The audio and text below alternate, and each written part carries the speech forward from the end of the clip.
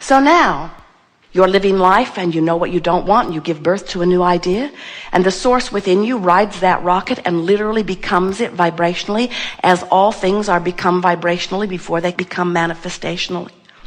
And so that non-physical part of you holds that vibration, and the law of attraction responds to it, responds to the increased wealth, it responds to the improved bodily condition, responds to the improved clarity, responds to the improved vitality and flexibility that your life has helped you to ask for.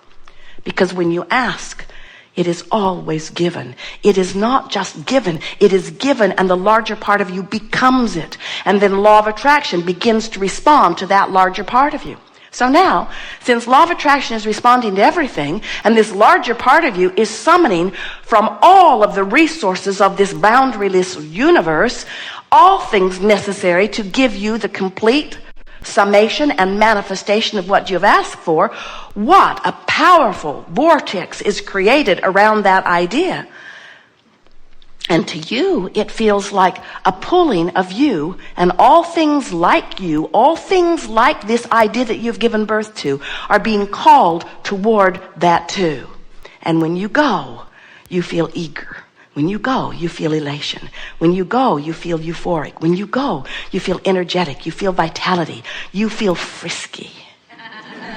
When you don't go, you feel disappointed. When you don't go, you feel angry. When you don't go, you feel frustration or overwhelmment. In other words, every negative emotion that you feel is for one reason only. The larger part of you's calling you, and you're not going. Now, we want to clarify that statement because it wasn't completely accurate. Oh, you're going. You're going. The question is, are you going willingly? In other words, you can't not go. The current is strong. The becoming of you is happening. But often we see you take your raft down to this river, and you put your raft in, you've got your oars, and immediately you turn it upstream and begin paddling very hard. And we say, why not turn and go with the flow? And you say, oh, that seems very lazy to me. Anybody could do that. I think I should try harder. And I think I should go that way. We say, really? You want to go that way when every resource in the universe is calling you this way? And you say, yes, I'm going that way. Because I'm virtuous and valiant and vigilant and diligent. And look around. Look at all the others that were born around me. They're all going that way, too.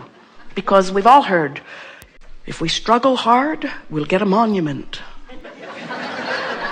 They'll write books about our struggle. We'll be famous. And after we die, our struggling friends tell us, that's when the real reward for our struggle will come. We say, really? How do you figure that out? The laws of the universe change then? Are you saying the laws of the universe don't apply everywhere? There aren't universal laws. There are earthly laws, and then there are spiritual laws, and they don't apply across the board. Law of attraction is a universal law.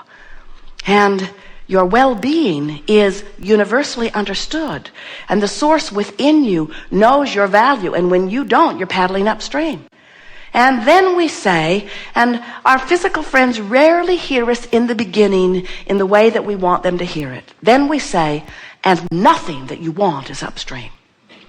Everything that you want is downstream, because everything is being held by that which you really are, and you're being called toward it, and that's why there is a stream.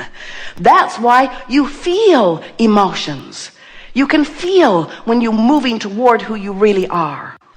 The source within you adores you. That's the drum that source beats. And when you're mad at you, you're upstream. The source within you knows your value, your worthiness, and your ability to achieve. And when you doubt yourself, when you don't like the results, when you beat the drum of not enoughness, you're upstream. The source within you knows the unlimited nature of this universe that is expanding exponentially in direct proportion with the desires that you are giving birth to. And when you beat the drum of not enoughness, you're upstream from your own current. But the good news is you will never feel negative emotion again and not know that it always means the same thing. You're not letting you keep up with who you have become. And we so want you to understand that keeping up with who you have become is what you were born to do. There was not some standard that was set for you before you got here. You said, I'll go forth and I will create my reality. I'll go forth and this environment will inspire me to my expansion.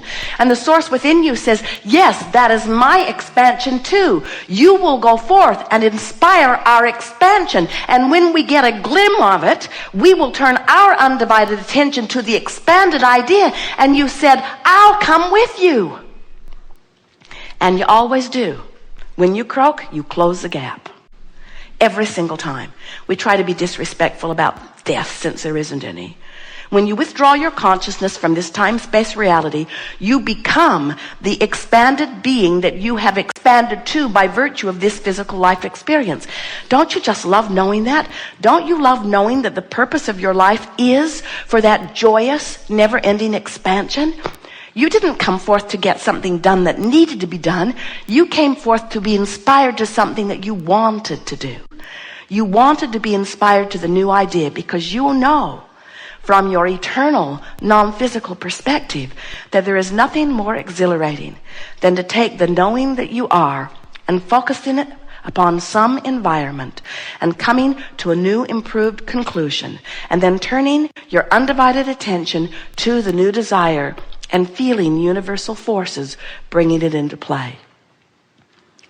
You see, sometimes when you're creating a car or a relationship or a new house or an improved bodily condition, you feel inferior in your creating because after all, that which you call God creates worlds. And we want you to understand that's exactly who you are and what you're doing. You are expanding this world by virtue of your attention to the details of it. It's fun to talk with you and exhilarating to help you to remember who you are. And the theme of this Art of Allowing workshop is always the same. We want to show you ways that you can consciously keep up with who you are becoming. And we want to remind you that if your own life wasn't causing the larger part of you to become even more, then you would never feel negative emotion when you don't go. You only feel negative emotion when life has caused you to cause your stream to move faster, and you don't move along with it, you see. Jerry and Esther had a wonderful experience last summer. They went whitewater rafting.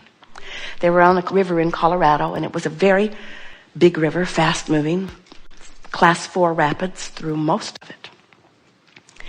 And the river guide said to them, almost as soon as they began the day, friends, this is not Disneyland, and we cannot turn this river off. And it got their attention because it made them realize this river was going that way, and so were they. Not one of them, there were several rafts that went in at the same time. Not one of them even contemplated turning the raft upstream and fighting the current. It was so obvious that the current was going to have its way with them. And we would like to make that obvious to you. We want you to know that this river of life, this source that is you, this source that you have caused to call you more and more and more downstream, will never stop calling you. Once you have actualized a desire by living life and giving birth to it, the source within you will call you to it. And when you go, oh, you feel so good. And when you don't feel so good. So we are eager to talk with you about anything that is important to you. You've been living life and throwing things out there into your vibrational escrow, and the source within you has received them and is holding them. And now in this gathering, we will find ways to call you easily toward that which your own life has caused you to become. That's why we call it the art of allowing, letting you be who your own life has caused you to become. Not getting you to be something that somebody else wants you to be. Not getting you to meet some other standard. There is no other standard. There is no gap other than the vibrational gap between who you really are and who you're letting yourself be at any point in time. Jerry and Esther have navigational systems. You do too. The system knows where they are. They program where they want to be, and the system gives them never-ending, incessant verbal and visual description, calling them toward where they said they want to be. Your guidance system is the same way, except that you feel it rather than reading it on a screen. Is what your emotions are. The better you feel, the more you are moving in the direction of who you have become.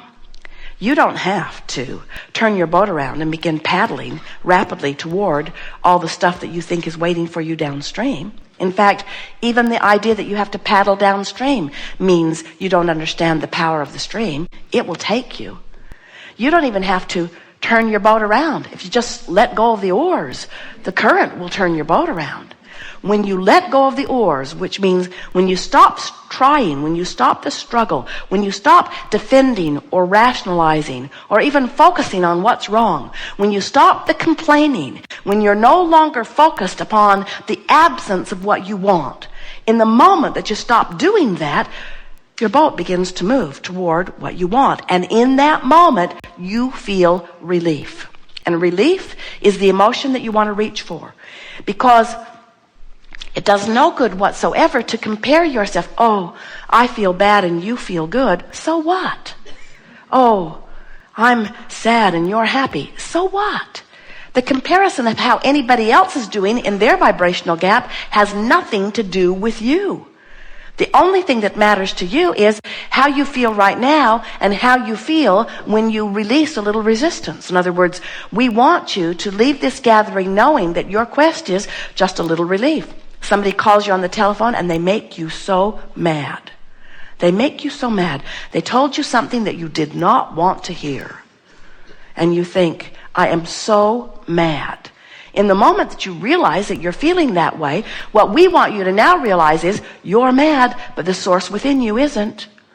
You're not feeling good. The source within you is.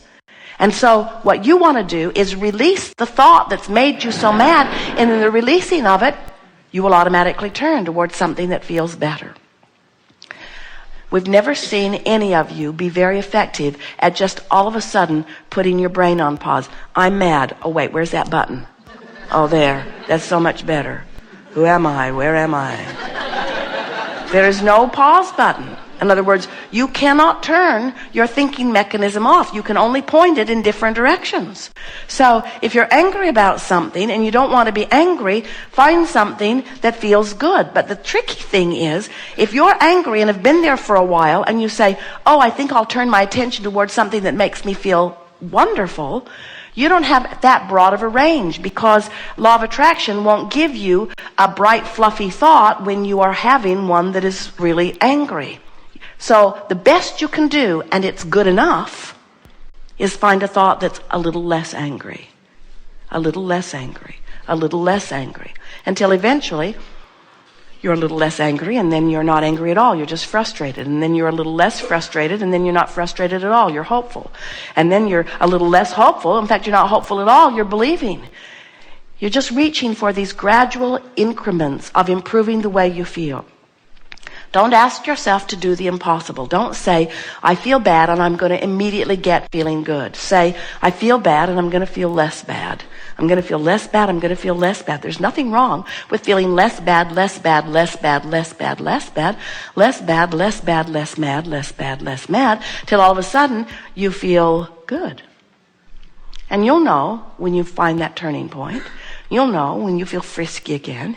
You'll know when the day looks bright again. You'll know when the fog lifts up off of you. You'll know. Just don't demand the impossible. Just do it a little bit at a time. And that's what we're here to talk about. Anything you want. What is it? Very good. Begin right here. Stand if you think it's you. Yes, you are the one.